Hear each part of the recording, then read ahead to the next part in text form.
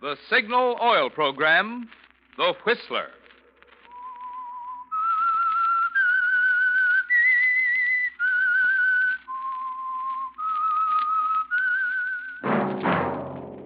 That whistle is your signal for the Signal Oil Program, The Whistler.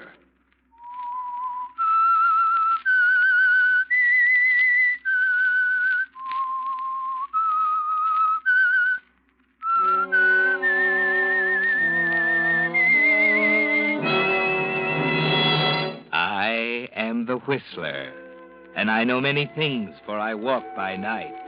I know many strange tales hidden in the hearts of men and women who have stepped into the shadows. Yes, I know the nameless terrors of which they dare not speak.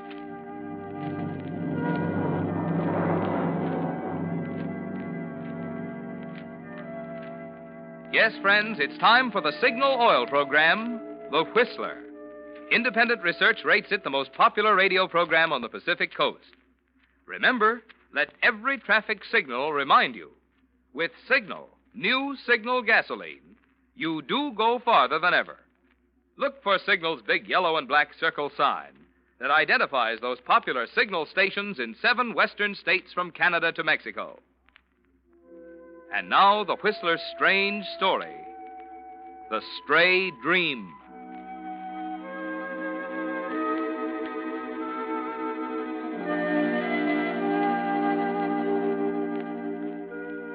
Chris Claggett was never meant to commit murder. He knew it the minute he did it. But of course it was too late then. The minute it was over and he looked down at Steve Robinson lying there on the floor, he knew that nothing would be the same afterward. That no matter how perfect it was, no matter how thoroughly he outsmarted the police, the big battle was going to take place inside himself, in the middle of his mind. He felt it even stronger 2 hours afterward as he paced the floor of his apartment, waiting for the telephone call that was bound to come sooner or later, trying to read and throwing the magazine aside, mixing drinks and pouring them down the sink, lighting cigarettes he was too nervous to smoke, waiting. Kathy was bound to call. She had to discover it sooner or later. 5 minutes of 2 the night before Easter, Steve working late at the florist's shop. But she'd know he couldn't be working that late. She'd go down to see what was keeping him. And then she'd call. Chris was ready for it an hour ago with just the right amount of surprise and shock. But now, at 5 minutes of 2, he didn't know. The waiting was getting him. And the silence. There it is, Chris. No, wait a minute. Let it ring. Now. Hello? Chris, this is Kathy. Oh, Kathy, dear, you know better than to call me at this time of Chris, night. listen to me. Something terrible has happened. Huh? What's the matter? Steve is... He's dead, Chris. What? He was working late tonight at the flower shop. When he didn't come home, I went down and found him. I just called the police. Police? Yes, he's been murdered, Chris. Good Lord. Can you come down right away? Of course. Let me call the night editor first. I'll be right over.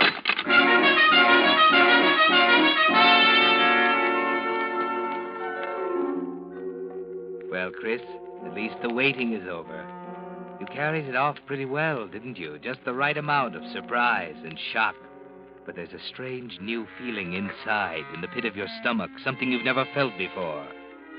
And the sight of Steve lying where you left him on the floor of the back room of the flower shop, surrounded by banks of Easter lilies and roses, brings the feeling to a dangerous pitch. You're thankful for your training. You don't even have to think as you watch Lieutenant Nelson. You're a police reporter. Your pencil moves automatically, taking down everything you see and hear. Well, what do you think, Chief? Probably struck from behind as he was working at this bench. Yeah, but how did the guy get in? Didn't have to get in, Gibson. Could have reached in this open window. Oh, Claggett. Yeah?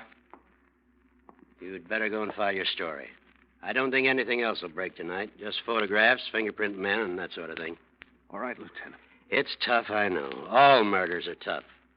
I think the flowers here are what make this one so horrible. All this beauty and ugliness in the same little room. He was a friend of yours, wasn't he? Yeah. I better go, Lieutenant. What'll I tell Mrs. Robinson? Tell her I think she's had enough for one night. I'll see her tomorrow afternoon. Okay.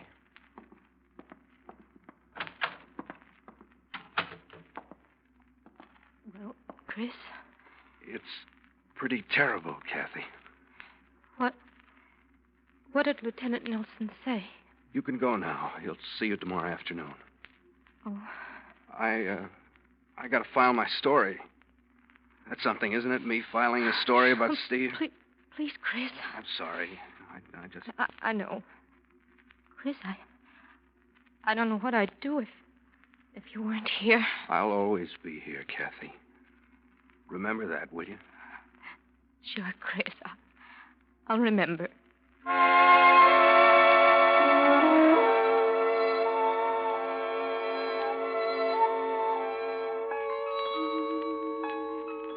Just the right balance, Chris. Just enough grief and just enough business as usual.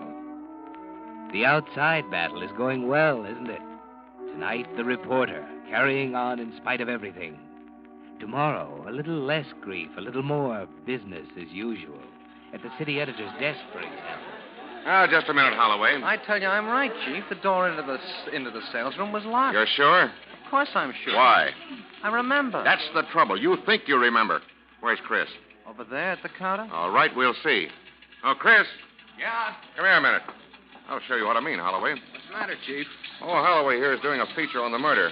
He says the door into the sales room was locked. Check it, will you? Yeah, just a second. Let me see. Oh, here we are. The door had a Yale lock, but it was on the latch and the bolt above it was open. Yeah, see? Now, wait a minute. There was a triangular rubber door stop against it on the workroom side, so it couldn't have been used as an exit. That's it. See what I mean, Holloway? He doesn't trust his memory. He takes everything down. Well, that didn't seem very important. How do you know it's not important? Take it down anyway. But I was so busy. So was Chris. Doesn't matter how busy you are. A first-class man makes notes without even thinking about it. Right, Chris? Yeah, I suppose so. You see, Holloway, that's what I mean by a reporter.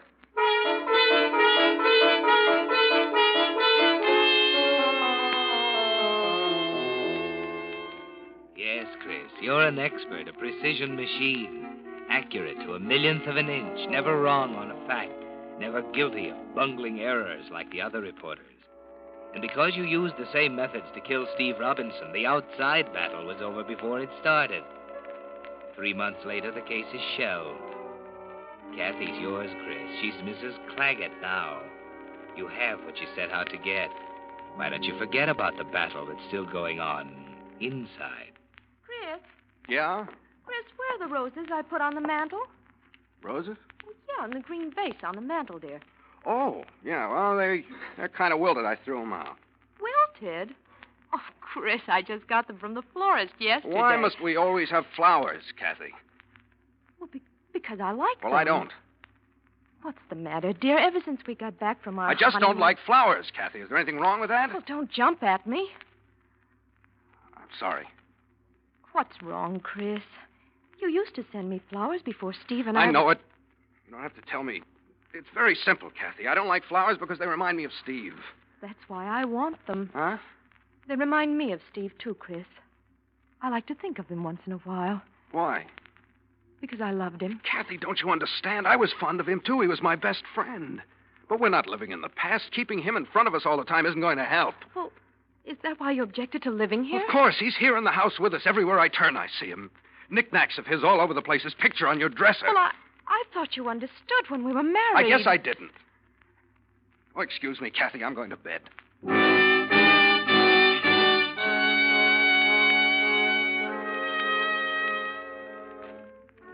And so you go to bed, Chris, but you don't sleep for hours. You haven't really slept since the murder, have you? And tonight it's worse than ever. Your mind's like a spinning top. You aren't conscious of the exact moment it begins, but suddenly you find yourself in the press section of a courtroom covering a trial. It's a courtroom different from any you've ever seen.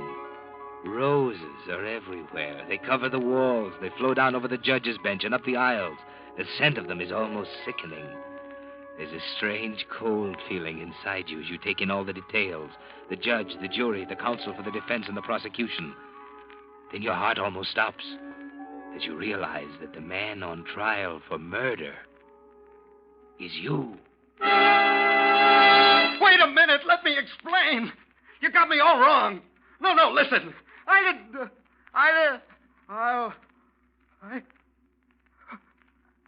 was a dream. What am I doing out of bed? Kathy. She heard me. No. Still asleep. Thank heaven.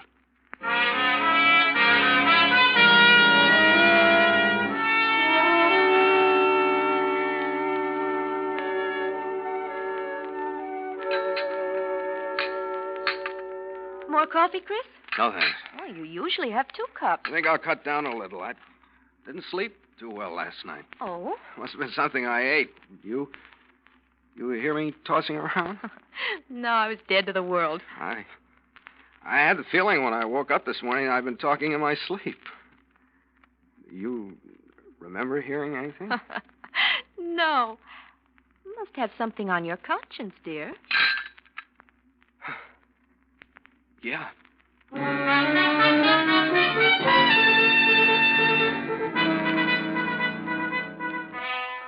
Well, that's a relief, isn't it, Chris? It's a good thing Kathy sleeps soundly. You don't remember what you said, but no matter what it was, it would have sounded bad under the circumstances. You feel better that afternoon as you take Kathy downtown for a beauty appointment and get into the swing of things at the office. Then that evening... Chris, don't you think it might be a good idea to call off our bridge date with the Bartons tonight?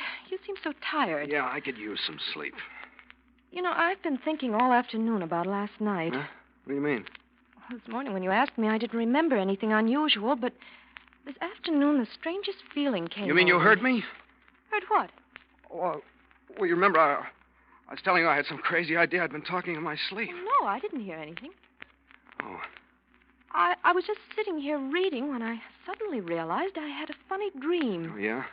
Well, maybe it's because of the roses. Roses?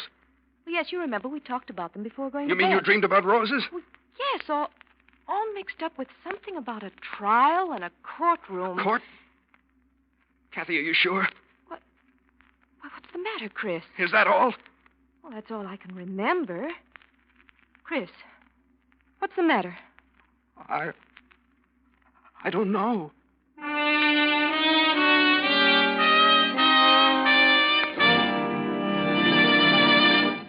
With the prologue of tonight's story, The Stray Dream, Signal brings you another strange story by The Whistler. In place of the message about Signal gasoline, usually heard at this time on The Whistler, Signal Oil Company has asked me to talk with you about something much closer to the heart. About someone you may have forgotten to put on your Christmas list. I'm talking about a serviceman. One who won't be able to be home with his family and friends this Christmas because he's in a hospital, recovering from wounds he suffered, fighting for his country and for you. Can't you imagine the happiness it would bring some serviceman on Christmas morning to receive a gift he wasn't expecting that would tell him, as nothing else could, that he hasn't been forgotten? It needn't be a large gift, but it should be something appropriate, something he could use. And the Red Cross is ready to help you by suggesting the right gift for the right man. Just call the Camp and Hospital Committee of your local Red Cross and tell them you'd like to send a Christmas gift to a serviceman. They'll give you the necessary information. And on Christmas morning, you'll be twice as happy because you'll have brought a ray of happiness to someone who gave so much to give us the best Christmas gift of all, peace. Remember, the place to call is the Camp and Hospital Committee of your local Red Cross. Don't put it off. Call tomorrow, won't you? And now, back to the Whistler.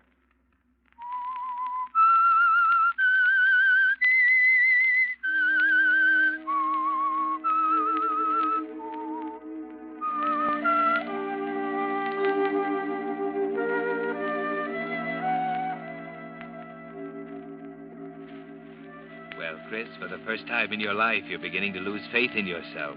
The shadow of a doubt is slowly making itself felt inside you. You keep telling yourself it must be a coincidence. How else could you and Kathy have had the same dream at the same time? A courtroom filled with roses. Yet she couldn't have pulled that one out of the air. It's too fantastic. It can't be coincidence. Yet what else can it be? Once again, you lie awake for hours trying to find an explanation. And then, just as before,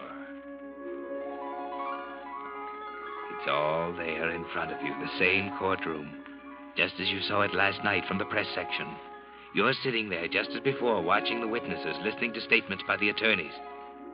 But this time, instead of roses, the courtroom is filled with Easter lilies. The same variety you found in the florist's shop. Then slowly it melts away, and you lapse into the restful blackness of sleep.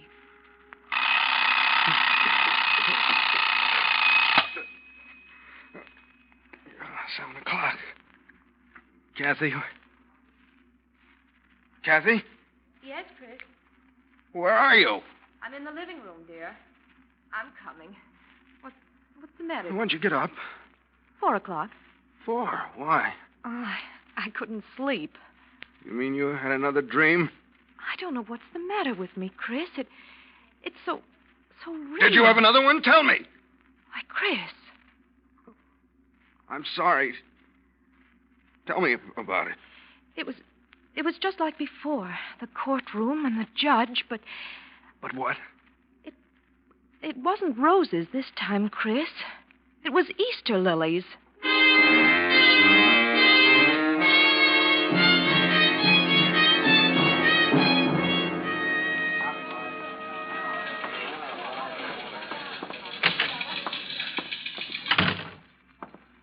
You want to see me, Chief? Yeah, I just wanted to talk to you for a minute. What's wrong, Chris? Huh? What's eating you? Well, I don't know. Well, for years I point you out to all the Cubs as a shining example. Everything a star reporter should be. And suddenly your stuff starts coming in so garbled I can't use There's it. nothing wrong, Chief. Don't hand me that. I know you too well. Something's eating your heart out, and I want to know what it is. Well, it's none of your business. It is my business. When the best man on my staff turns in a story on the shake-up at the City Hall full of scrambled references to roses and Easter lilies, you can bet your shirt it's my business. What was that? You heard me. I guess I've just been working too hard. Is that all? Yeah. Yeah, Chief, that's all. I doubt it. You've been through a lot tougher grinds than this, and I've never seen you fall to pieces yet. What's the matter, Chris?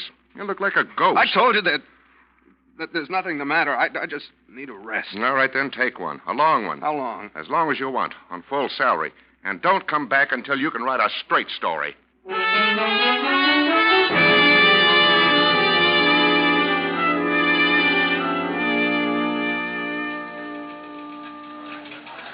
Holloway? Oh, yeah, Chris. Holloway, didn't you do a story once on a professor over at the university? Something about experiments on extrasensory perception or thought transference or something? Yeah. His name was Duncan, I think. What did he do? What was it all about?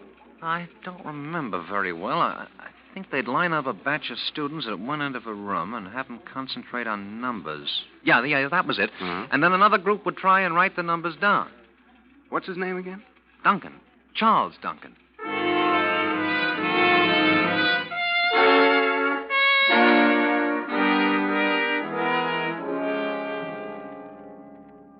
I really don't like to appear too definite on this, Mr. Claggett.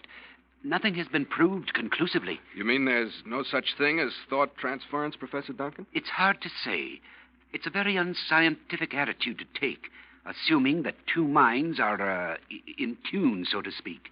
But we have found rare cases in which there seems to be no other conclusion. I see. Does distance seem to make any difference? Oh, yes, I would say it cuts down the possibilities considerably. Uh-huh. Thanks, Professor.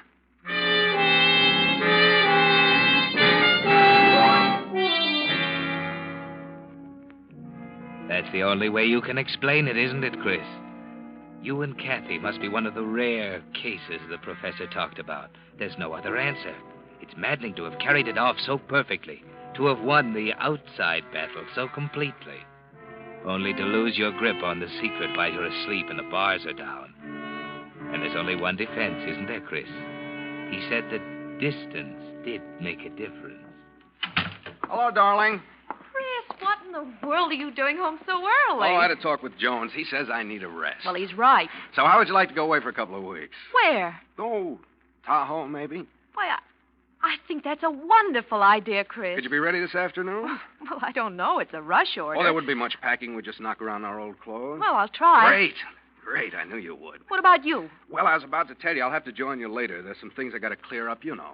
Well, why can't I wait? We could go up together. Now, don't be that way, darling. I want you to have it all ready for me when I arrive. I'll get your reservations on the 3 o'clock train. How about it? Well, all right, Chris. Great. Well, gee, look at the time. We got to hurry. Come on, I'll help you.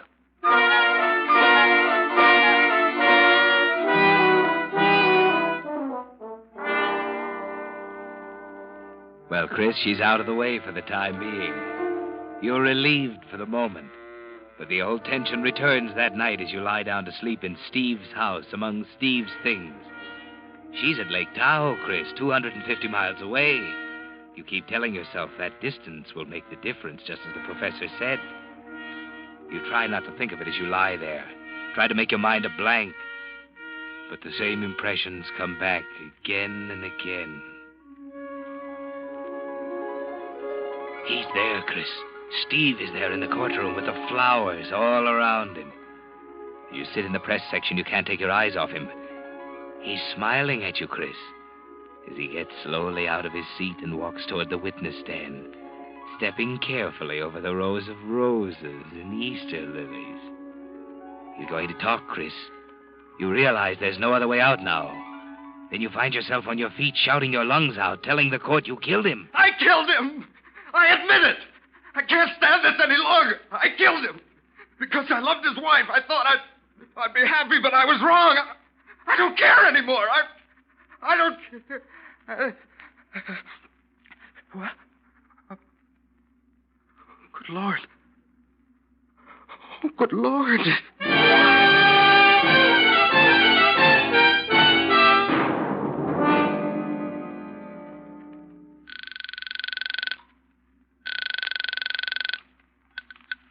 Martin's Cove, Lake Tahoe. Hello, this is Christopher Claggett. I'd like to speak to Mrs. Claggett, please. Just a moment. Yeah.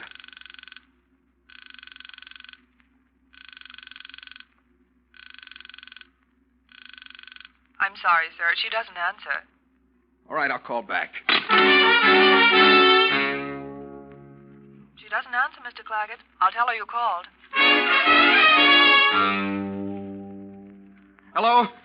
Hello, Kathy. Hello, Chris. Where have you been, Kathy? I've been calling you since 8 this morning. It's 4 o'clock. I know it. Why didn't you answer? I couldn't. I was so upset by... Chris, I had the dream again.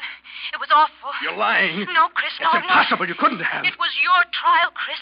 Steve was there testifying. Stop it, Kathy. I tell you, Chris, it was real. I could swear I was right there in the courtroom. I said stop it. Listen, Kathy, listen to me. You've got to let me explain. Don't do anything. Don't see anybody. I'll be on the next train. It leaves Berkeley in an hour.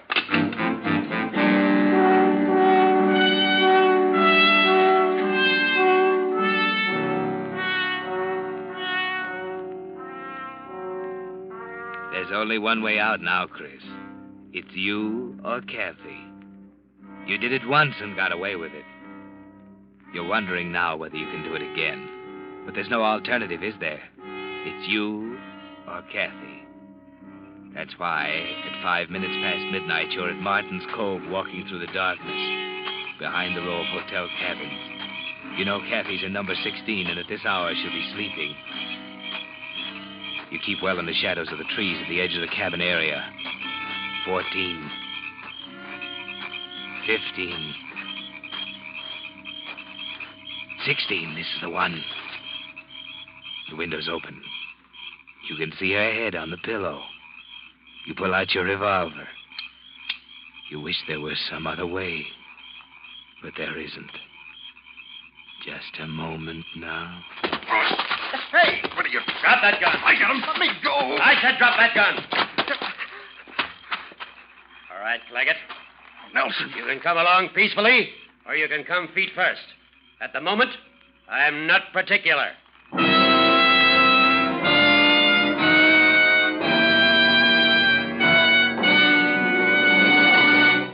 The Whistler will return in just a moment with the strange ending of tonight's story. Meantime, here's an interesting feature about the new 1946 cars.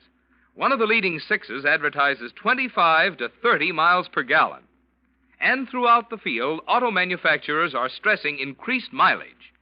This is being done not just as a matter of economy, but because mileage is the result of better performance, a proof of greater efficiency. Well, as you know, Signal gasoline has long been famous as the Go Farther gasoline. But here's the important point. Signal Oil Company, always quick to give the motoring public the advantage of new trends, new improvements, has actually engineered new Signal gasoline to help you go farther than ever.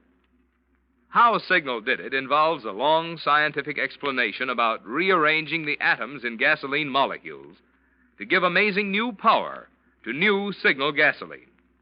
The immediate noticeable results of this new power are quicker starting, faster pickup, and higher anti-knock. But because this increased power means you'll be shifting less, and shifting is the demon that wastes gasoline, your speedometer will prove to you that it's a fact. You do go farther than ever with new Signal gasoline. And now, back to the Whistler.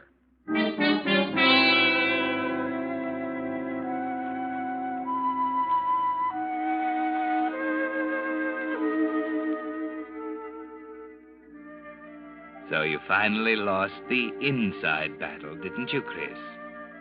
There in the shadows with Gibson pinning your arms to your sides and Lieutenant Nelson standing in front of you with a gun in his hand. You realize it's all over. You had the feeling from the first, didn't you? From the moment you killed Steve Robinson in the rear of his flower shop, you knew it was a losing battle. But it was too late to change anything. You should have known that it wouldn't go, Chris. How did you know? Your wife called us. Thought so. Not until you confessed, of course. Confessed? Yes, all written out pretty as you please. 10 pages of it in your own handwriting. Garbled up with a lot of nonsense about roses and Easter lilies. What are you talking about? You didn't really think that you and your wife were dreaming the same dream, did you? My error. You must have, or you wouldn't have tried to kill her. She wasn't asleep on that first night, Chris.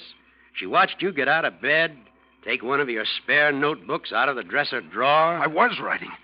It was real. Well, the writing was real, at least. You almost had us stumped, though, when you sent her up here. We had to wait 3 hours until you went out for lunch to get into your house and find the notebook. She couldn't answer you when you called, of course, until we got to her by telephone and told her what she had dreamed last night. Well, that's it, isn't it? You were too good a reporter, Chris. A guy who can take notes without thinking should never take a crack at murder, especially if he walks in his sleep.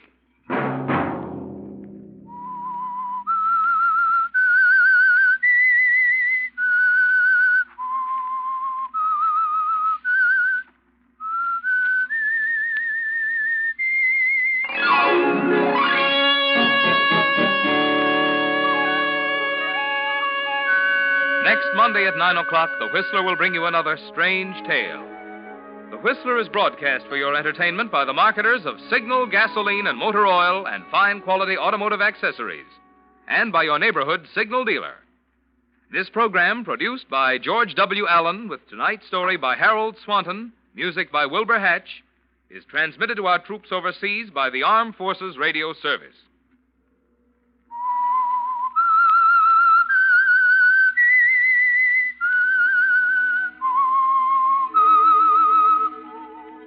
That whistle is your signal for the Signal Oil program, The Whistler. This is Marvin Miller speaking, reminding you to look for those familiar yellow and black circle signs that identify those popular Signal Oil stations in 7 western states from Canada to Mexico. This is CBS, the Columbia Broadcasting System.